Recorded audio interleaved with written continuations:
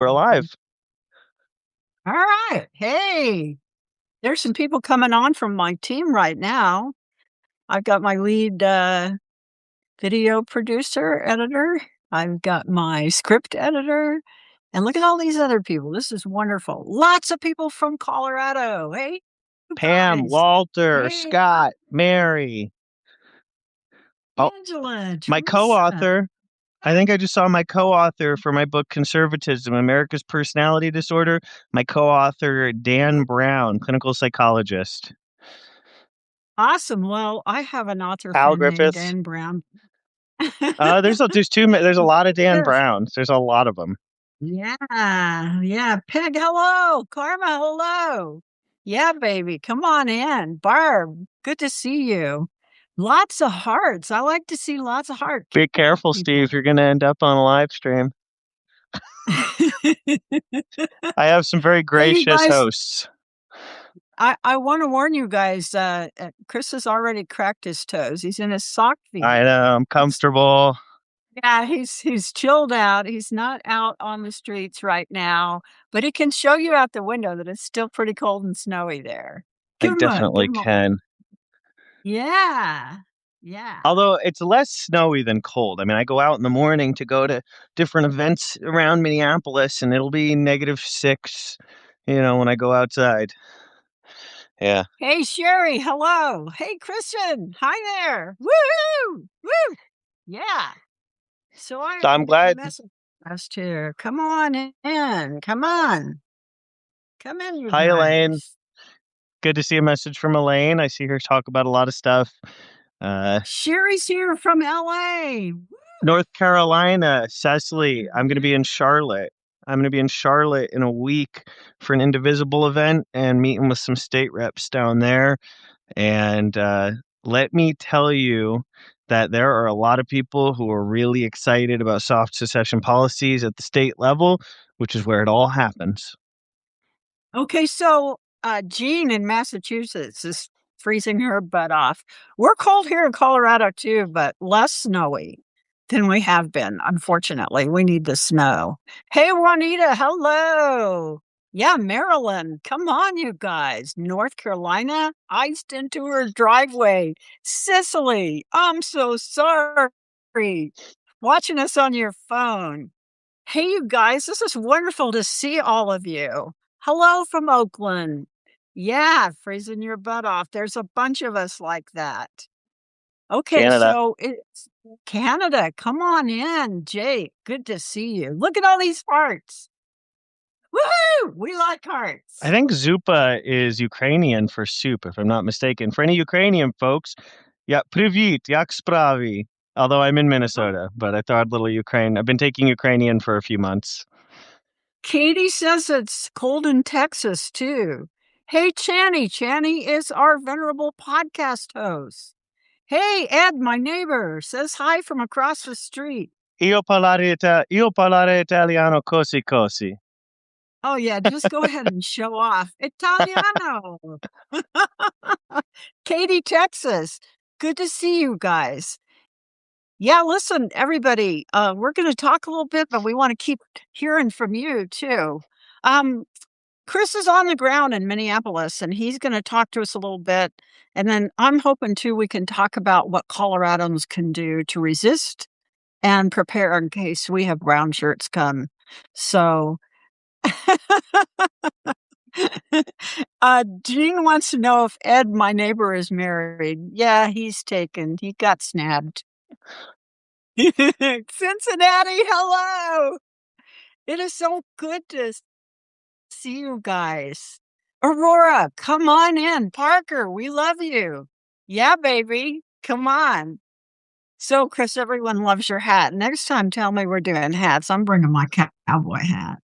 Deal. I was telling just before we hopped on here, I was telling Sandy, I've been talking to some veterans out here about doing some sort of a thing where we wear our most ridiculous flag covered clothing and we go out and we go to the ICE agents and we're just really intensely like USA, USA, but in hopefully a way that gets the message across that they are anti-USA. It's been fascinating studying. I remember watching the Colbert Report years ago, and they do the USA chants, and now I realize, like, oh, for non like hillbilly folk though, that's what part of why this protest might not work is for non-hillbilly or like redneck folks, hearing the chant of USA could sound scary. Like, think about it. In 2026, you hear a pickup truck and you hear USA. That will scare people. That's great. They stole our flag. Exactly. Gosh, Yeah. I want a new patriotism. Right. New patriotism. Yeah, yeah, we do. We have to. But I mean, the thing about the protests is that's not the only thing they're yelling. And I saw a video this morning, crowd in Minneapolis yelling so loud at ICE. I mean, there were people there really fed up of having their Yeah. city occupied. Tell us what it's like there. Well, I will say the Whipple building has become quite the hub for uh, okay, I'm not putting any of these people down. Great folks coming from all over, and they got their selfie sticks and they're talking about it and spreading the information, and I'm glad about that. Um, uh, but also, I hope people remember, like, we're here to support the people on the ground and the activists, and it's about them at every step, and that's such an important thing. So what I'm seeing on the ground, it actually, I mean, today's been the most depressing day of the trip, which has been, there's been a lot of high points. I mean, the high point is seeing huge numbers of this community step up. The people here are doing the things they need to be doing. The politicians are not. But today was a depressing day because I witnessed firsthand how the Minneapolis Police Department, whose chief has gone all over, he talks to the New York Times and talks to leaders from different, organizations and says, "Gosh, we've done so much work here, and ICE is really messing it up."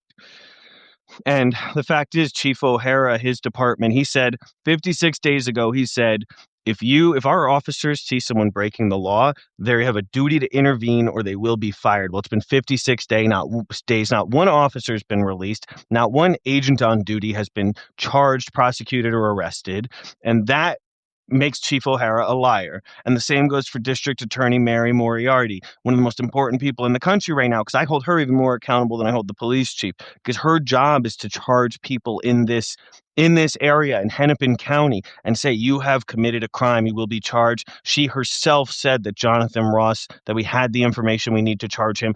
No arrest warrant's been issued. Mary Moriarty, she needs to step down and resign so somebody who's ready to do the job can do it. She said she's not running for re-election. I'm getting off my soapbox, but Mary Moriarty, Chief O'Hara, do your jobs or resign. Yeah, she joined a group of prosecutors that are like, FAFO. issuing some If they called themselves FAFO, yeah, that's their acronym. Is if faction against federal overreach. She could charge Jonathan Ross, and I would argue that Alex Pretty would be alive today if Mary Moriarty had done her job and charged Jonathan Ross. Because across the country, we got a lot of people who might be effective deterrents. You look at Philadelphia, and they say, if you come into our town and you commit crimes, we're going to charge you. Maybe it's been a deterrent, maybe it hasn't. But Minneapolis clearly has extra attention. Murders are happening here, and you don't protect justice by delaying it. You don't protect justice by saying, oh, well, we need to wait so we don't have the Insurrection Act. You defend freedom and justice by defending freedom and justice without delay. Look at all these people here. This is wonderful. People are talking about ICE out today. No buying. It's going to take all of us to defeat the tyranny we're currently living through. I am seeing people from Italy, England, Canada, and all over the US. Look at this. We have so many people on here today. And because you're on the ground there, one thing I want to ask you about is, do you feel like the people of Minneapolis are starting to press their leaders and their prosecutors to get on board and defend at the state level? I mean, the The people are doing it, but the yeah, politicians aren't. the general strike today, uh, great step in the right direction, and it's not the first one. There's capacity building and interest building. It will get more tense, but ultimately, what I see here is among the people is entirely promising. I'm going to say it's my fault for being disappointed this morning about the MPD and the sheriff and the National Guard showing that they are there to help ICE by controlling protesters in a way that gets less negative attention and also facilitates more ICE officers going out into the community to terrorize people. It's my fault for being disappointed about that because I should have expected that that's their job and that's what they do. But the people on the ground are building capacity. They're showing up for general strikes. They're warning each other's neighbors. They're not being intimidated when agents are showing up at their door to say, "You're on a list. Did you know that? You're a domestic terrorist." They're not being intimidated. They're coming back stronger every time. And that's the only way that we win. Don't bet on politicians protecting us or saving us. Build solidarity in your community. If you got 5 people doing a little general strike this week, cool. Make it 10 next week. Invite more people and keep growing and building solidarity. Moderate your expectations. This is going to take a couple of years. We got to build the civic engagement muscle. And then as far as the politicians, well, me and my crews, we've distributed thousands of posters with information where it'll say, represent or resign. It'll have a title like Keith Ellison. It'll say a phone number to his office. And then it'll say in quotes something that we recommend you consider saying, like, order all law enforcement in the state to intervene or prosecute. Or, if it'll be Governor Walz, it'll say, instruct all, do an executive order in the state that any ICE agents that won't identify themselves to law enforcement officers should be treated as if they are common criminals and not agents of the government, and we will sort it out once they are in some sort of an official detainment situation separate from the environment that they're in. You stand up to fascism by standing up to fascism. I was talking to a state level employee underneath a state level AG, and they were saying, we got to keep showing up with lawsuits and with this and that. And I'm like, but you yourself just admitted that they do not listen to the lawsuits. They've ignored over a third of the rulings, and those are the rulings they don't like. So, but then I could not get this person to say, oh, yeah, well, I guess if they break the rules, then continuing to use the exact same rules and expecting them to rein them in is the definition of insanity. But the point is, don't expect them to figure it out. Our job is to become so powerful that they can't stop reality and truth and justice from taking hold. So, Chris, we have to mention this. Today, 2 journalists got arrested, Don Lemon and Georgia Fort. And this administration is also into the election records at Fulton County, Georgia. The DNI was there. And we're looking at Rubicons being crossed at, regular intervals. We're deep into fascism, right? Oh, yeah, absolutely. No, we've been a fascist nation for over a year. I mean, also, if there's any music fans out there, System of a Down, I was listening to their first album from 1998, album that I think it was their self-titled album, but it has Sugar and some of those songs on it. But in that album, they're talking about, they have actually, and their second album with Hollywood on the cover, maybe that was the self-titled album. I'm sorry for forgetting the album names, but the one with where it has the Hollywood sign on the cover, it came out a week before 9/11, and it had songs specifically saying the U.S. is a fascist nation. They're trying to build a prison for all of us. Like, it was so weird listening to this song or these songs that were saying the United States is fascist. We, oligarchs and wealthy corporations send us to fight wars all over the world we fund their evil, imperialist, money-oriented goals.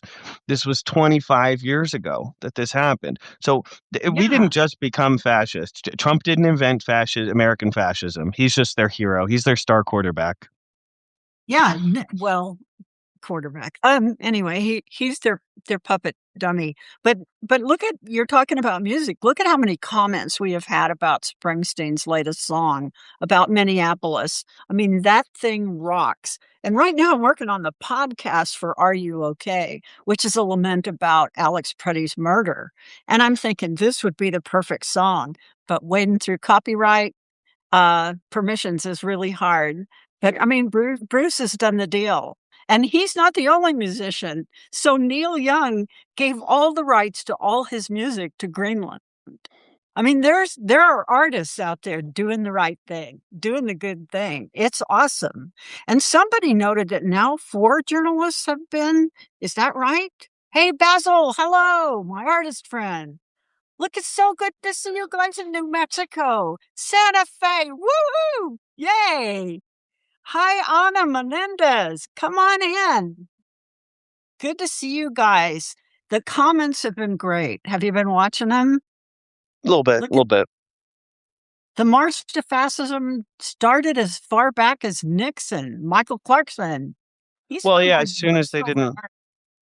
as soon as they chose not to prosecute Nixon, they set a precedent above the law. And this country's been barreling. I mean, also the bombings in Cambodia. I mention that all the time. The largest bombing campaign since World War II, and we did it to a nation we weren't. I mean, we shouldn't have been in Vietnam. But in that case, Henry Kissinger just said, "I think they're moving guns to this other country," and then they just bomb the heck out of it.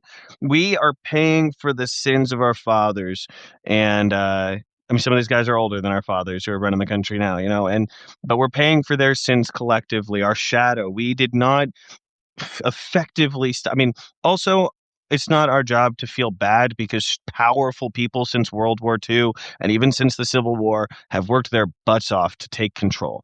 Don't feel bad because we as the people did not effectively stop that. Feel empowered that in this moment we recognize that we can come together in solidarity and fight back and take power the only way it's ever been taken, the same way it was taken when we started this country. You get mean and you band together because there's more of us than there are of the oligarchs.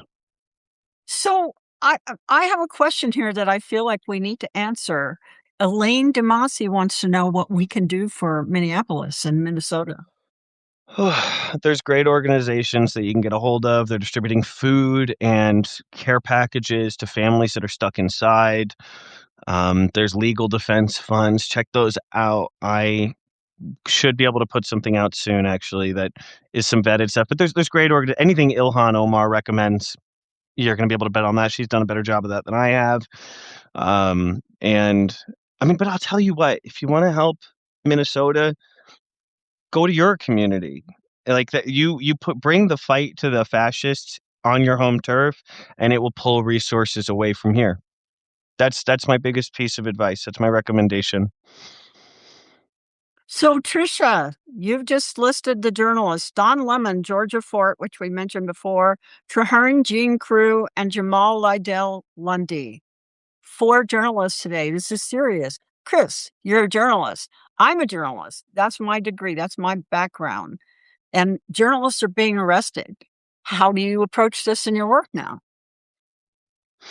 On a personal level, I try not to think too much about risk.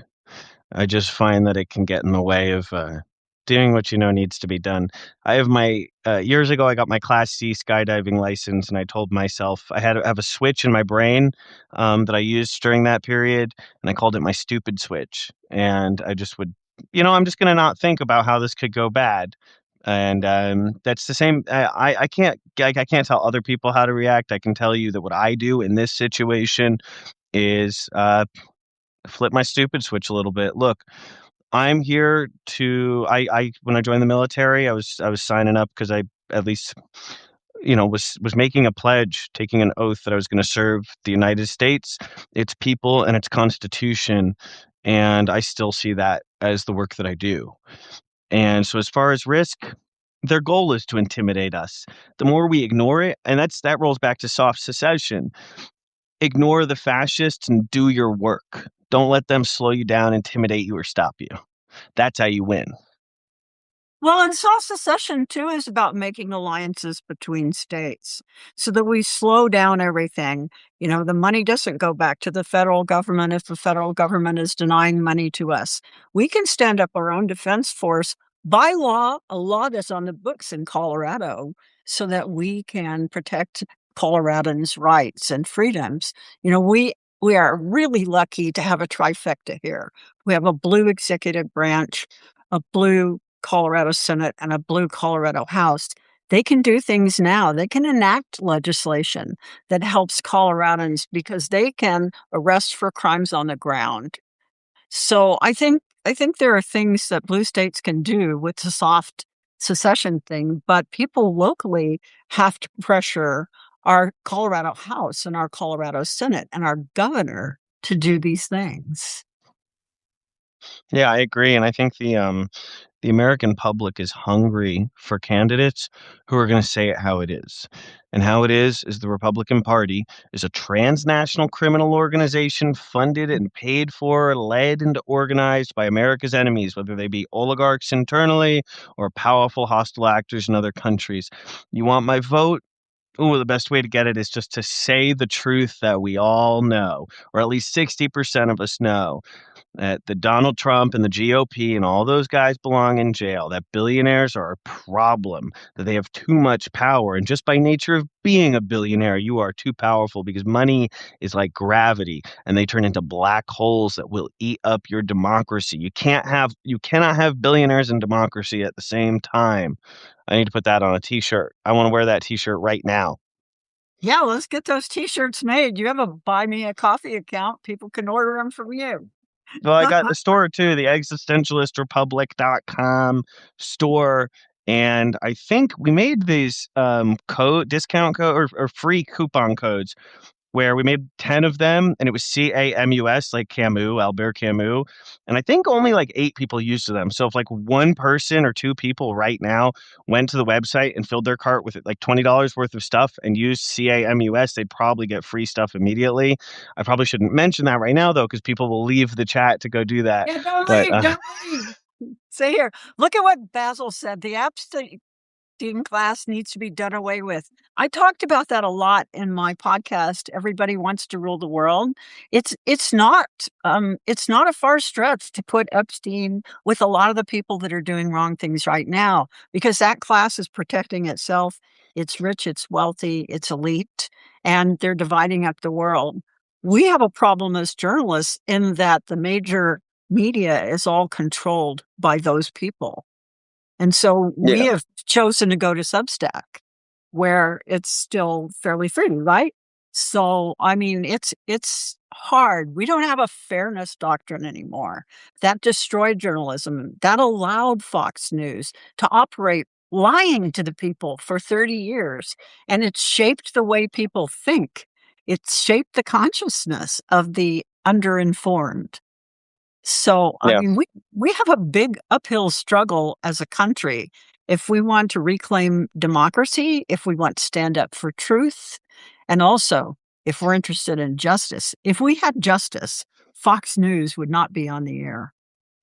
That is so true. You know, I had somebody say, because I regularly say that, look, if you are paid by, we're at a movie theater watching a movie, and if you are paid to come into a movie theater and shout fire when there's no fire so that people will freak out and leave, that gets you put in handcuffs. That gets you metal bracelets. Well, these Fox News and these other extremist news outlets are being paid by, notice a trend here. They're being paid by America's enemies, hostile foreign and domestic actors to destroy the American society, destroy the American government. And that's a crime. Even if you don't want to call it a law, that's a crime. And that's what we need to get back to is common sense governance. Hey, these people are being paid to mess with America. And if they want to do any fancy white shoe lawyer messing around to try to say that we're entertainment, not news. No, too bad. I'm going to fight for you to be in jail for destroying the American system, for waging war on freedom and justice. And we're again at not arresting people for committing a crime, right? Yeah, well, we're arresting innocent people like Don Lemon, but we're not putting people like Jonathan Ross in jail. So get out of here with that. Like that guy, I hate when, not you, but when people throw that garbage out there, well, we need to take our time. The fascists have no problem hurting innocent people. It's time that we start holding the guilty people accountable. Well, and also, I mean, we have elected officials that are lying to the public routinely. Why is that not a crime? I mean, why misinforming the public, manipulating them to get certain results? I mean, we have to figure this out from the ground up again. I don't think we can deal with the existing structure. And I've been saying this for a long time. When you came along and started naming the soft secession thing, it all sort of made sense to me because I'd already been talking to people about, look, it's rotten. It's full of money. I mean, if it's full of money, it's rotten, right? We can't have politics that are full of money. They obey their donors. No, they have to at least consider their donors, no matter how good they are. So this system, as it is, will not work again. We have to figure it out from the studs up. Am I right? Absolutely. Absolutely. The system, we can't go back. This was the inevitable outcome of a system that became increasingly destroyed from the inside. The termites of corruption have been infesting these walls for far too long for us to just remove. We can't just get rid of the drywall or throw a coat of paint on. It will not work. We need better pillars from the start. You know, the European Union did such a good job of looking post World War II and saying we need to find a room to collaborate despite our issues, because this would be, we could need to maintain our sovereignty and say, even though we have deep disagreements, we're going to create some standards and expectations around freedom of the press, access to democracy, fair judicial systems. We're going to combine monetary policy, military resources, and still give countries the ability to be their own nation. They learned from what was done before. There are only two governments on earth that have been standing in their current form longer than us without radical change. England and, oh gosh, what is the other one? One of the Norwegian, it might be Norway, or no, it's Iceland maybe. I think Iceland has had the same parliamentary system since around 12 or 1300. But if I'm getting it wrong, apologies. I'll Google it after this, or you can just at me about it. But yeah, I mean, so about two countries have been operating on roughly the same system for longer than us. It's time for an overhaul, for us to explore how we can do things better, because there's no reason that we just figured out government 250 years ago. And in fact, what's happened is we've given 250 years for things to rot and for the bad actors to game the system steadily over time so that the Confederacy could win. So we had a really great question in the chat. How do we get going here when 30% of people believe all the lies? Bad news, it's 40% according to the most recent polls. Yeah, I think you're Uh, right. Now, there's actually a really elegant solution to that. And some I'll mention, soft secession, or by the way, that also works in your cities or in your county. It's not about consensus building. It's about saying we must take power where we can. Where do we wield the most influence? Let's go knock on that door. And that door is the power at the lowest level possible. Take over a school board if you can, city council, a single state legislative seat with somebody who's willing to say, we're just going to make healthcare, we're going to solve healthcare in our state. That's my job, is to just say, nope, here's the solution. And if the Supreme Court wants to say it's illegal to just make sure everyone has good health care, well, then forget them. We don't have time for that garbage. We're busy doing serious governance. Yeah, and I got to give a shout out to my county, Douglas County, ruby red county in a blue state. But all the activists got together and started doing something about it. And slowly, locally, we are making a change. And I think we'll really see a change this year, given that we might get to have elections. Do you want to address that? I mean, look what just Yeah. happened in Fulton County, Georgia. What is your prognosis there? Well, we need to fight on many fronts simultaneously, and that's something the fascists do a great job at. And that's part of why when people, even when well-intentioned people, tell you, well, slow down, we need to have patience here and use the system and be incremental and use the institutions, they may not realize it, but they are aiding and abetting fascist and authoritarian consolidation. We need to move faster than them in more ways and more intensely. That is the only way to halt and reverse authoritarian consolidation, because they will always use the threat of escalation as a means of coercing control. And so if you always acquiesce to threats of violence, then ultimately you have surrendered. Because how long is that? Oh yeah, well, once we know they're not going to hurt us for disagreeing with them, then we'll fight back. Doesn't happen. And so will elections happen? My hot take right now, I try to avoid hot takes. I think that we're going to end up with Republican states just tossing ballot boxes wherever in any blue counties. What's crazy? I was just doing some research on states and what percentage of their voters approve of Donald Trump. Mississippi's at 50%. And I saw that it was some of these states that I saw as deep red, that actually it's deep voter disenfranchisement, not popular support. And just voter disenfranchisement already prior to Donald Trump, prior to the full gutting of the Voting Rights Act, prior to them getting rid of every organization within the federal government that would actually enforce democratic standards at the state level. Um, these states already are acting as authoritarian electoral autocracies. Prior to all of this, we are not a functioning democracy and have not been. And so to we already fail every day that we accept any senators from Texas as weighing in the US Senate. We fail when we accept their House election results because they are sending people who are part of a system that is meant, and again, modern electoral autocracy is much more pervasive because you can always leave room for your moderates to say, well, they still have elections. You just got to show up. Well, they have one ballot box for 3 million people and joke on podcasts or no, laugh on podcasts while mentioning that Democrats would have won the state if they hadn't interfered. No consequences. You cannot share a government with people who do not play fair and people who want you dead. So what do we do when they try to cancel elections? We have to govern anyway, wherever you can, whenever you can. You step up and you say, we do not respect your results. We do not respect what you're going to try and do. And ideally, you check out at buymeacoffee.com/the the Defund Fascism Act. It's also sometimes called the Constitutional Protection Tax Escrow Act. We've given it a few different names as it's gone through some different iterations, but frankly, you don't even have to check it out. You just pass a law saying, hey, if you do something so blatantly unconstitutional that even if the Supreme Court approves it, we're not okay with it. You break this agreement so hard, then we will order all employers in the state to divert their federal tax withholdings to a constitutional defense escrow account. This is a rational, mediated response because rather than going for violence or fully submitting secession paperwork or just acquiescing, you're saying, our currently employers in the state send you money.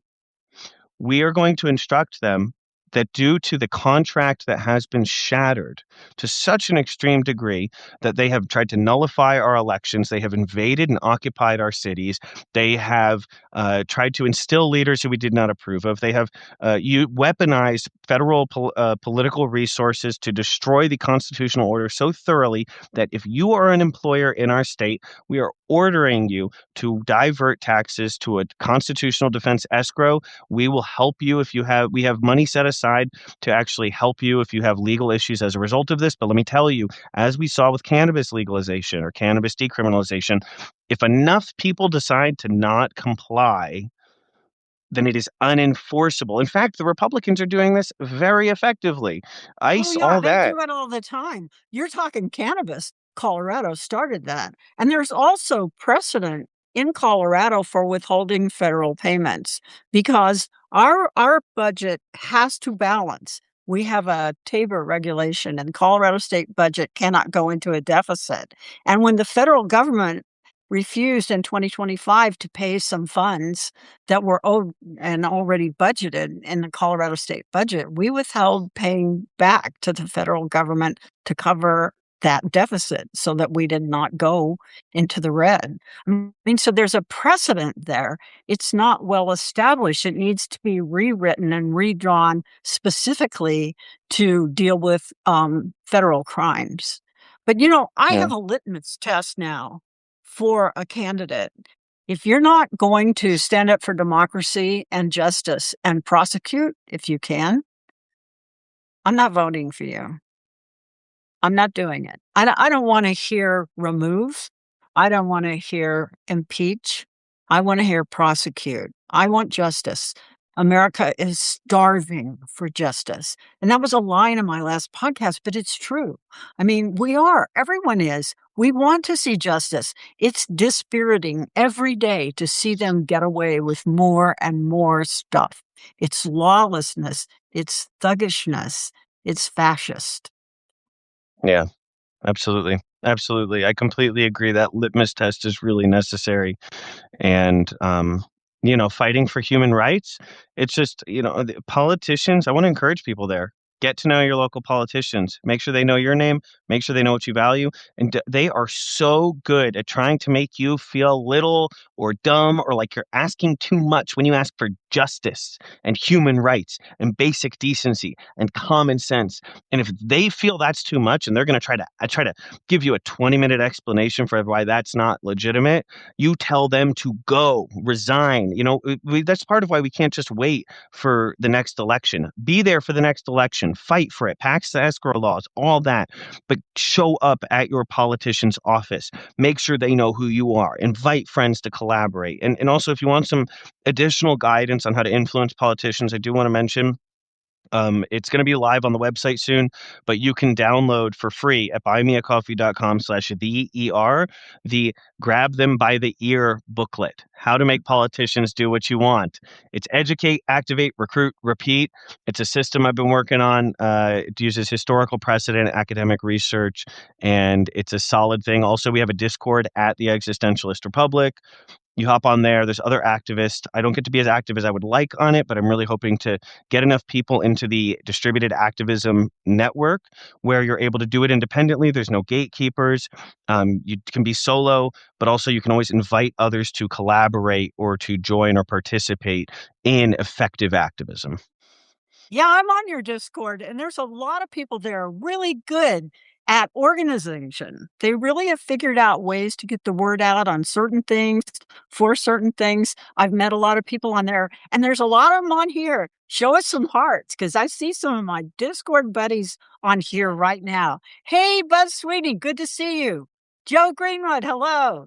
Hello, Holly Houston and Marianne Bernard. You guys just came. We're so glad to have you. Wendy has a long comment there. I don't know if we can get to it. I'm for a pro-democracy coalition. Yeah, baby, that's what we're talking about. Blue And State Coalition. You do the work right. We can have state representatives and city council members and dog catchers and people on school boards who are like, yeah, I don't want Texas's senators to tell people in Washington what they're allowed to do. And we just got to fight for the people at every level and build that coalition.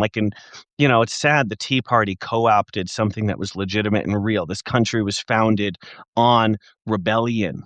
Be the rebel. I rebel, therefore I exist. Albert Camus style. Get people on board, lobby them unofficially, and bring them on board for reality, rational, good policy. listen, I want to talk a little bit about how we each came to this work, because we didn't start out here. You want to tell us a little bit about your background? Yes, I also want to mention I apologize for interrupting you before in my enthusiasm. Okay, so I'm sorry about that, Sandy. Okay, so let's see. My background: uh, Eagle Scout, wrestler. That was before 18. Sectional champ. Uh, only 20 years ago. No, that's the childhood. Awesome parents who were really cool. I watched them turn from compassionate conservative Republican Mormons in 2000 to socialist atheist folk anti-war folks in 2004. Very proud of my parents for setting an example for me and my siblings of acknowledging reality and growing from it. And then, as an adult, joined the military, served in the Air Force for 8 years as security forces, went on 2 deployments, supported Operation Enduring Freedom and Operation Iraqi Freedom, earned my associate's, bachelor's, and master's degrees while active duty. Master's is in Homeland Security, which is, believe it or not, a Master's of Science degree that you can get, and also associate's and bachelor's, criminal justice and psychology. After that, did a couple different things, tried some different stuff, mostly wrote books and worked in politics and just a lot of ADHD for a couple of years, did some substitute teaching, spent a little period working at a group home for behaviorally challenged kids in the foster care system. Usually they'd been kicked out of at least 20 different homes for different behaviors. Was a corrections officer for a year as well, which was not a good fit for me because if you want something to mess with you psychologically, let me tell you, working in prisons as a corrections officer is very, we conform to the shape of our vessels. And that's something I tell people a lot. I look at those ICE agents and I say, in a different world, I might have ended up them. Now, that doesn't excuse their behavior. It doesn't even make me empathize with it. It just reminds me that we have to keep ourselves accountable because what makes me different from them if I don't explore my behavior, my morals, my ethics, and look for exterior points and to orient myself and make sure that I'm attached to reality and to humanity. And so, yeah, that helps ground me in that. And now journalism, I mean, I mostly started posting on Substack and Medium because I didn't want to sell I didn't want, every time I would try to go to a publisher for my books, I'd be writing to literary agents or to publishers and they have these really boring explanations. And I would say, I could just be writing a book right now rather than writing a publisher. And so I did that for a while. And then I said, okay, well, I don't want a Facebook or anything like that. So how about I found, Medium and Substack let you build email lists. So I said, cool, I'll just build email lists and sell to people directly. And then eventually I've been riding the wave for a year and growing. And now we have the YouTube channel, and the Existentialist Republic has a couple people who are working more actively. We pay them when we can. And in the next year, there's some really awesome stuff coming down the pipe. And yeah, so that's where I am. You want to go? I do. I want to say, though, that it's been wonderful to kind of watch you grow stronger and stronger over the past year. And it's also been wonderful getting to be friends, like Ditto. pinging each other late at night with ideas, chatting, Yes, just all the it's a stuff that treat. we've done. Yeah, it's a treat. All the people that I've gotten to know on Substack. The thing that I started out doing in this life was just trying to, create beauty, whatever I can. And I've done it in so many ways. I've also lived a really wild and dangerous life, and I have bunches of stories to tell about that. But I have this wonderful team that I want to talk about. It started when the pandemic happened, and a group of us came together and started making videos, and having meetings on Zoom and big Zoominars with lots of big national name politicians on them. And we ended up raising a lot of money for them to get a lot of good people elected. And there are people in office now, like I say, who will pick up the phone if I called. But this doesn't feel like we're changing much now. We've done it for a long time. And so a couple of years ago, we formally created a production team. All of our production team members bring tremendous talent and skill in various areas, and they're all volunteers. And I want to give a shout out to my team, our Democracy Collective right now: video editors, script editors, writers, graphic designers, and just people who do all the stuff that's boring that needs to support all that work. And so when I moved to Substack last year, my thinking was, I have a background in journalism, have a degree there, have experience there, very successful as an author. I want to write about what's going on so that people can see that someone knows how they're feeling about it. Not just, I don't want to cover the news. I want to talk about the news, and I want to resonate with people about the news. And so started with that. I do an essay about once a week, and then I do a companion podcast for that, in which I get to bring my musician, composer, producer, artist self into that, and tons of voices from my community. I mean, there are just rocking people in my community doing amazing things, and I love to put their voices in my podcast. So I'm liking it. It's my passion. You're a Jersey guy. We've talked a lot about how I'm having my Bruce Springsteen, Nebraska moment on Substack. That's why I'm here, and this friendship that we formed and the ones that we formed with other people like-minded, really trying to shape things at the ground up. It feels good. It feels like the only good thing right now when everything else is so dark. Yeah. Well, it took me a time. I spent the first few months of the regime in a deep depression. I cried so hard the next morning. It was the only time in many years of therapy. It was the only time where I had to cancel. I was sobbing so hard that I said, they were like, "Do you want a minute?" And I said, "No, we need to reschedule," because they couldn't understand me over the phone. I was crying so hard and just like feeling the expectation of how much suffering was to come. And I spent a couple months completely unplugged during that time, wrote some fiction, which was really fun under a pseudonym, but I'll release it under my name at some point, and when the time is right. But yeah, so when I was ready, I slowly made my way back to politics and engagement, just when I was up for it. And I've really been, like you, like doing the work of just meeting the moment as much as we can. And I'm really grateful for your friendship in that process. And for many months I was getting getting a lot of interview requests and media stuff and invitations, and was just like, nope, I'm not doing anything until I'm ready. I am just going to write my articles and my books and my booklets and give people tools. And slowly I've been doing more of these sorts of things so that I can, just as I'm ready, meet things. And that's what a lot of what I try to tell people is, truly, just pick a tiny thing you can do every day and build that muscle. This is a long fight. And, when you're weightlifting, you start with tiny weights. That's okay. But just frequency, duration, and intensity are the three principles that govern growth and development in all biological mechanisms. Thank you, Barb. And so, or all biological organisms. So, frequency, show up a little bit every day, at least 3 to 5 days a week. And then when you show up, it doesn't have to be a big intensity at first, because you want to be able to show up frequently. And if your intensity is too high, then you're not going to be able to show up frequently, right? And then the duration, how long are you going to be showing up?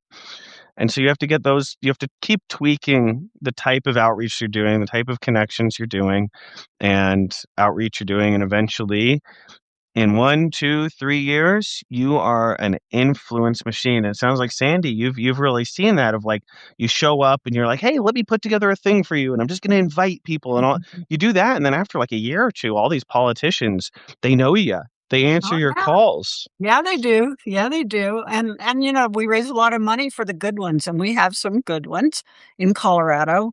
I want to say my first post that I posted on Substack and did the companion podcast for was titled "How to Feel When the World is Falling Apart." And that's the approach I took coming in was, how's everybody doing with what's going on in our country? And the thing that I keep realizing over and over again is people are feeling really, really shattered by this, but they still are marching.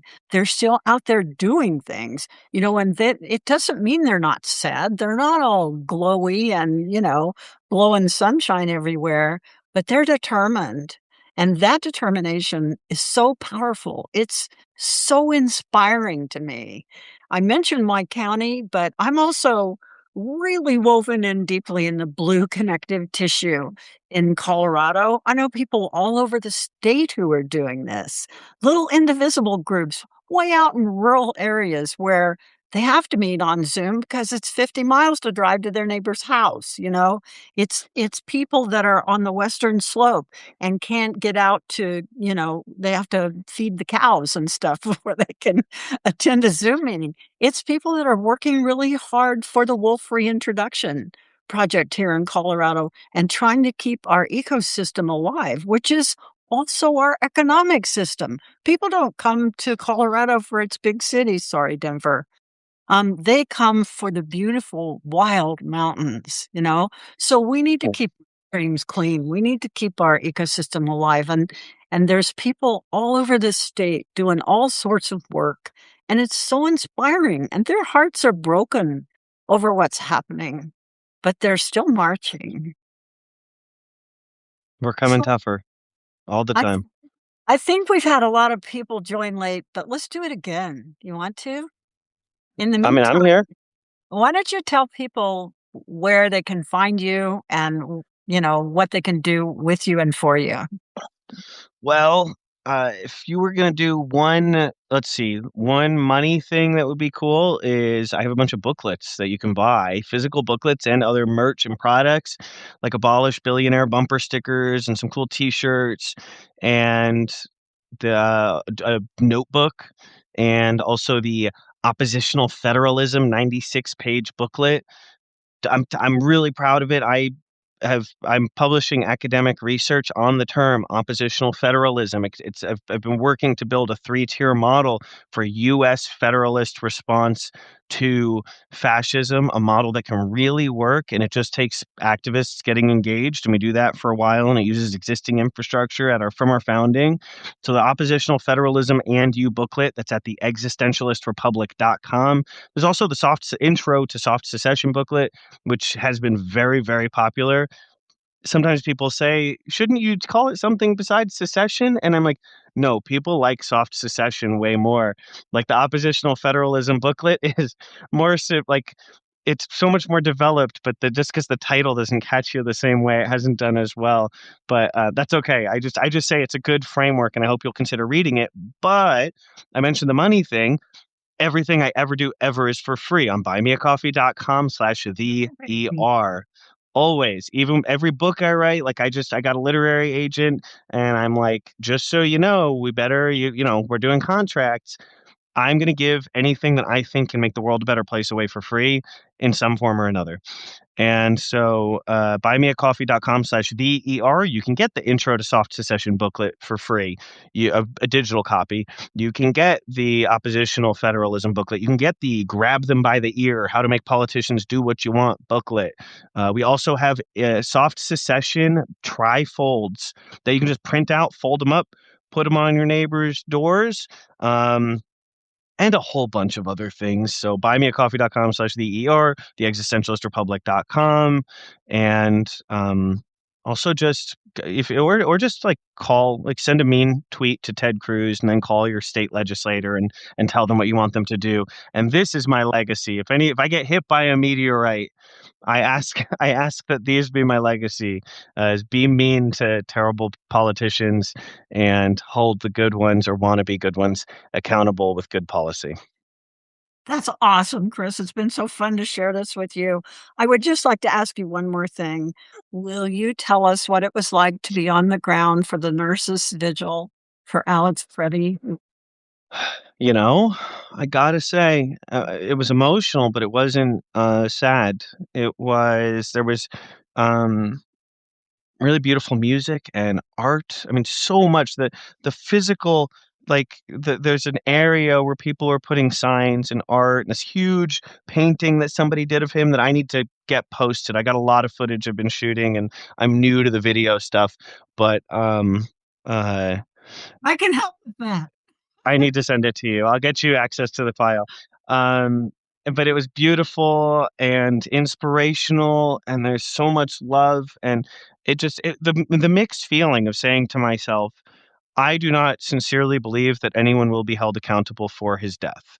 And that is horrible. And I saw some ICE agents today, and I was like, I just got really emotional. I was like, oh man, they could just kill me right now. And then I would also never, nobody would hold them accountable. But the community is here. We are fighting.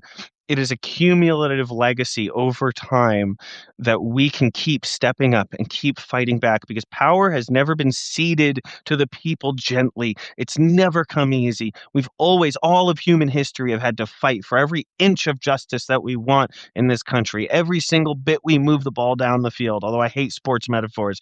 Any justice you want, any justice for the people, taking power away from the haves and putting it in the hands of the have-nots, is hard fought. It does not come quickly. It does not come in a day. It will take.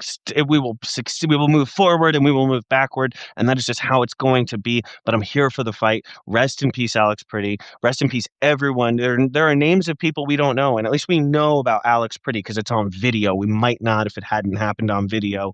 So for all of those who've been hurt, we stand, we fight, we do it proudly.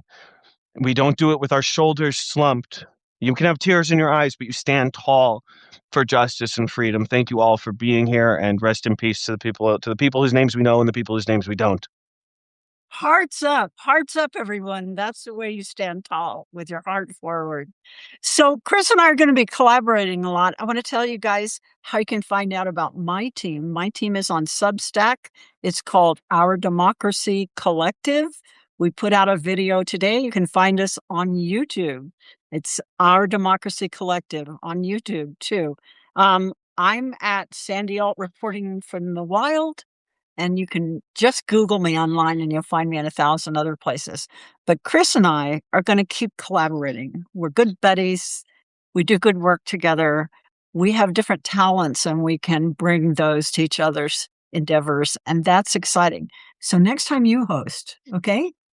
Deal, yes. Yeah. And for folks out there who are in New York City, I'm trying to be in New York City end of February. Already got some meetings planned with state representatives, activists, organizers.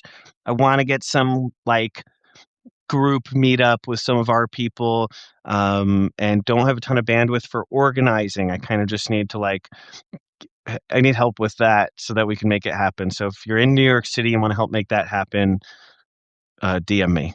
Yeah. And Thanks, everybody. next time I get to wear the hat and I'll try to have the wolf make an appearance. Yes, I would Sound love good? that. Yes. Thank you all for coming. We're going to close it out now. Really loved seeing you all. Keep giving us those hearts. Tell people about the work that Chris and I are doing, and we'll see you at the next one. Bye.